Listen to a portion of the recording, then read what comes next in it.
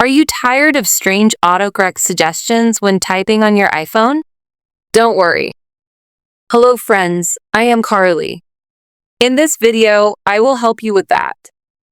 Resetting your personal dictionary removes all custom words and shortcuts, giving you a fresh start with the default settings. So, let's watch the video till the end.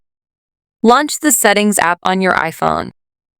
Swipe and tap to open General Settings. Swipe up to the bottom and tap on Transfer or Reset iPhone. After that, tap the Reset option and select Reset Keyboard Dictionary. Then, enter your device passcode if prompted and confirm the Reset Dictionary. That's it. I hope you found this video helpful. Thanks for watching. Let me know if you need any more help with this. Don't forget to like and subscribe to our channel for the latest tips and tricks videos.